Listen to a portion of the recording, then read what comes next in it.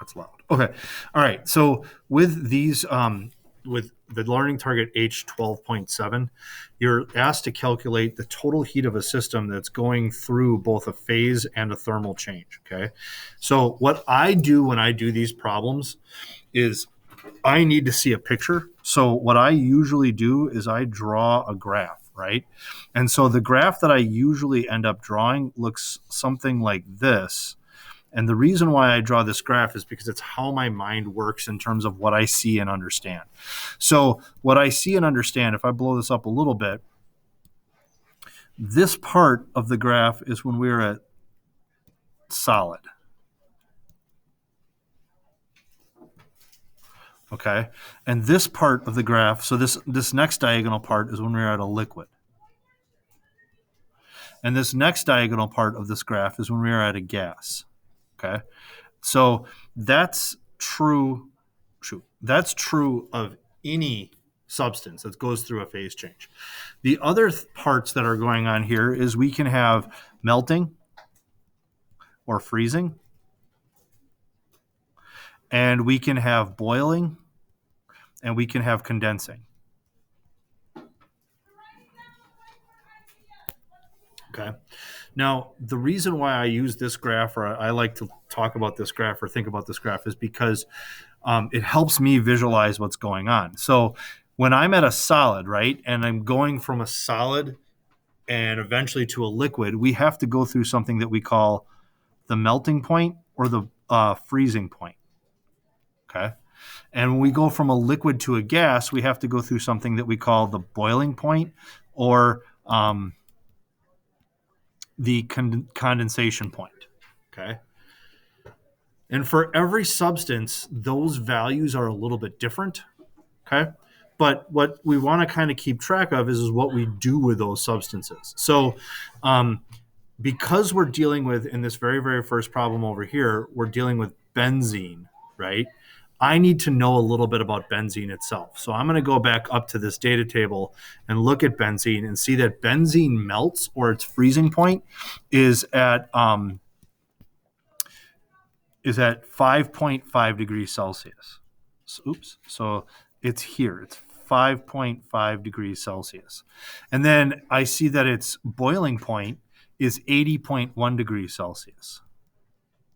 And so that's really important information for me, because when I go back to the problem down here, it says how much energy is needed to convert 45 grams of benzene at 50 degrees Celsius to benzene vapor at 110 degrees Celsius. So when I see the word vapor, that tells me that I'm dealing with a gas. Okay. So I know that my endpoint here is going to be somewhere way over here. It's going to be above 80. So this is going to be my 110 degrees Celsius. That's where at some point I'm going to end this calculation. And then it also tells me I'm at 50 degrees Celsius. And when I'm at 50 degrees Celsius, I'm somewhere in between the 80 and the 5.5. Somewhere in between. And if I'm somewhere in between the 80, if I'm less than 80, that means I'm not boiling. And if I'm more than 5.5, that means that I'm not melting or freezing. So I'm somewhere in this general range. So this is going to be the 50.0 degrees Celsius. So what that tells me when I look at a problem like this is that I am going to be starting at a liquid and I'm going to be ending at a gas. So that means that I'm going to be starting with a liquid and eventually ending at a gas. And when I do that, I have to go through some type of phase change, which in this case, I'm going to boil. Okay. So I'm going to go from liquid benzene, boil that benzene and make it into a gaseous benzene, right? And so when I do that, I have a calculation that I have to be able to do, which is a thermal calculation for the heating part of liquid, right? So not quite getting to boiling. And I need to do a phase change calculation for boiling, okay? And when we do a phase change calculation, It's the what we did for the first part of last night's homework. And then when I'm after it's boiled, I'm going to continue to heat it to above 80, so I have to do another thermal calculation. Okay? And so those calculations that we're going to do, when you're doing a thermal calculation, you're going to be taking Q times mass times specific heat times TF minus TI, right? And so you're going to do that for both of these. So it's going to be Q is equal to mass times specific heat times TF minus TI. Now, when you're doing your phase change, you're going to be converting mass to mole to energy. Okay. And so those are the types of calculations that you're going to do. Now, in my opinion, this is the harder part of these style problems, is figuring out what I'm doing where. Does that make sense? A little bit, hopefully. And so with that in mind, what I'm going to do now is I'm going to try to do the second part of this that's a little tricky, which is using the temperature or trying to figure out what my TF and what my TI are going to be. So if I'm starting with 50 degrees Celsius, that's going to be my first calculation. So if I'm starting at 50 degrees Celsius, my initial temperature has to be 50 degrees Celsius.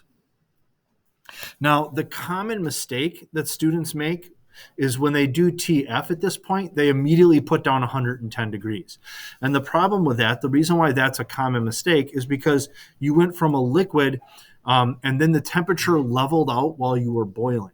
And so if the temperature levels out while you're boiling, that's a point where the actual temperature stopped rising. And when it stops rising, that means that it's kind of a stopping point or a final temperature, because now you're into the boiling phase change instead of just warming it.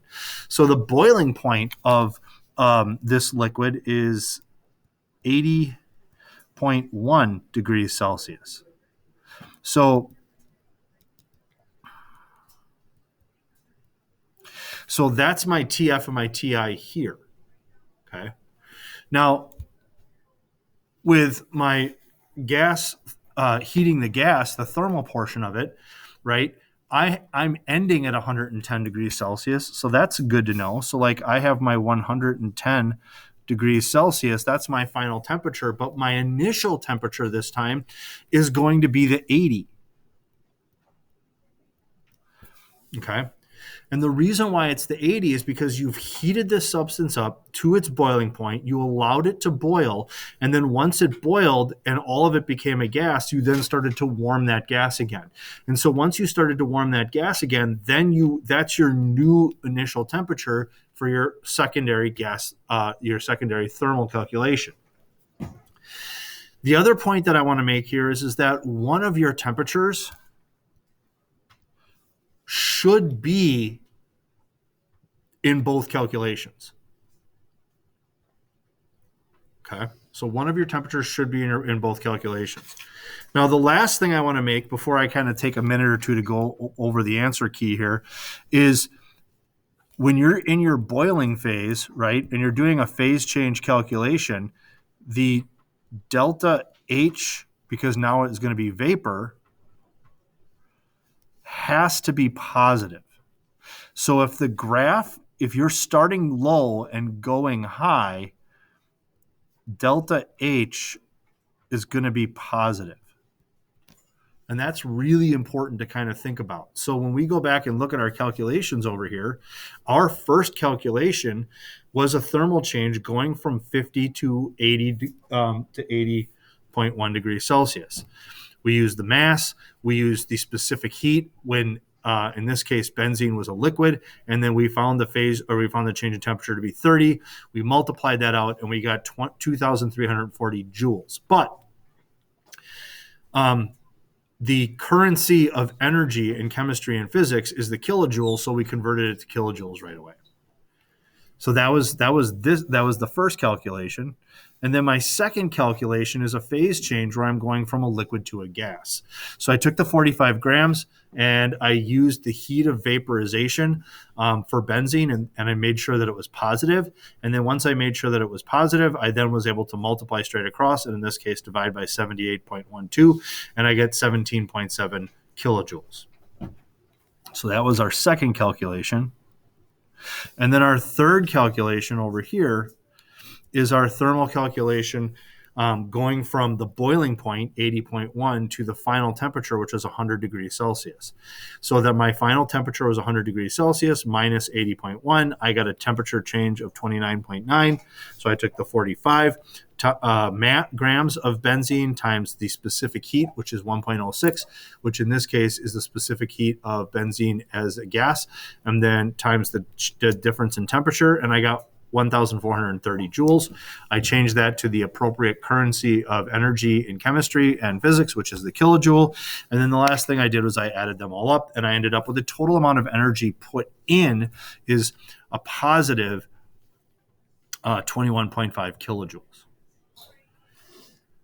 So that's what I wanted to take a second to talk through here. And the reason why I want to take a second to talk through this here is because I think that the hardest part for some of this is figuring out what to do with what you're given. Now, I'm going to take a little bit of time to talk through the second one as well, because I do think, because that's a subtly different one, and I want to make sure that we address the differences. So I'm going to go up here, and I'm going to create another graph, because that's how my head works. So here I've got this. Okay. Here we've already said this would be our melting point and our freezing point. And here we've already said this would be our boiling point and our condensation point. We need to remember that this is a solid. This diagonal would be a liquid. And this diagonal would be a gas. At this first plateau, you would have a melt or a freeze. And at the second plateau, you would have a boil or a condense. Okay. So that's the basics of our graph here. In this problem, we are working with water. Okay. So we need to know that the melting point and freezing point of water is 0 degrees Celsius, and the boiling point and condensation point of water is 100 degrees Celsius. So those are the two things that we need to know. Now we can go ahead and I think work through the rest of this problem a little bit. So in this problem, it says how much heat is released, so that should tell you a little bit of something. But it's when 675 grams of water at 56 degrees Celsius is converted to ice at negative 12 degrees Celsius. So we're told that we're going to end up at ice at negative 12.5 degrees Celsius. So we're ending as a solid here. And then it tells us grams of water at 56.5. 56.5 is greater than 0, but less than 100. So that means that it's going to be somewhere in this ballpark on my graph, 56.5 degrees Celsius. So that tells me that I'm starting at a liquid and cooling down to a solid. So if I'm starting at a liquid and I'm cooling down to a solid, that tells me that starting as a liquid and cooling down to a solid means that at some point I'm going to do a freeze. Okay, so the math that we have to do here is a thermal, a phase change, and a thermal.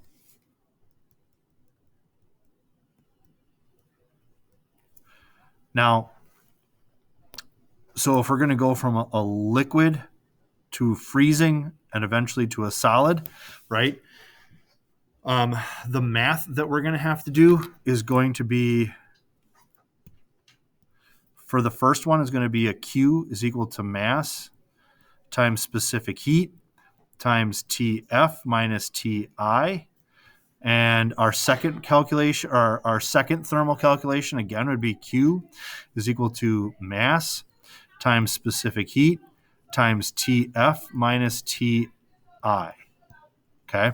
And then our freeze is going to be a phase change, which will be mass to mole to energy. Okay.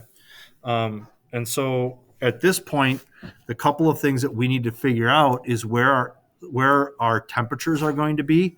And the first temperature that we are given is the 56.5 degrees Celsius. That's at a liquid, and we're going to eventually go down to a solid. And when we go from a liquid down to a solid, our initial temperature here is going to be the 56.5 degrees Celsius. And when we go down to a solid, we're going to stop at that plateau. And when we stop at that plateau, that's going to be a freeze. So that's going to be 0 degrees Celsius. So that's going to produce a negative number, which is kind of important. With our second calculation, for our second thermal calculation, we are going to be ending at negative 12.5. So that's going to be our final. But initially, we're still at 0 degrees Celsius. So that's going to be 0 degrees Celsius. This is going to be our final, or initial, our initial. So we're going to go from negative 12 to 0 there, and that's still going to produce a negative number. Now, the next thing I want to point out is when you do your freezing phase change, the delta H of fusion is going to be negative. So when you go down the graph, delta H has to be negative. And so going over here and taking a look at our calculations, our first one was going from 56 degrees Celsius to 0, which is what we just talked about. So we took 675 times the specific heat of water, which is of liquid water, which is 4.18, times the difference in temperature, which is negative 56.5. We got somewhere around negative 159 kilojoules of energy being released. The next calculation is a phase calculation going from mass of water to moles of water to energy. And so when we do that, we go mass to moles. We use the molar mass of water. But this time we needed to use the heat of fusion of water, and it needed to be negative. Okay. And so if it needed to be negative, we multiply across and divide, and we get negative 225 kilojoules of energy. And then lastly, we had to do the last thermal change where we continued to take that solid ice and heat it all the way, or cool it all the way down to negative 12 degrees Celsius. So we took the 675 grams times the specific heat of ice or solid water, which is 2.09, times the change in temperature, which in this case is negative 12.5, and you get negative 17.6 kilojoules. Yes. So then the next thing that we did is we added those three values together. So we got the negative 159 plus the negative 225 plus the negative 17.6, and you got negative 402 kilojoules. Questions?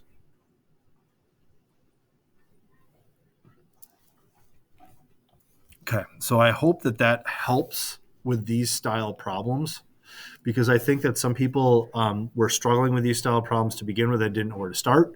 Or if they did know where to start, they just didn't quite know how to get there. So again, drawing a picture is really, really helpful. When you take the physics next year, I can't impress upon you enough to draw pictures when you're doing your homework. Just trying to do it in your head or just trying to go straight to the math doesn't always help. Drawing pictures makes a big difference. So that was that part of today, and hopefully that will be helpful for you.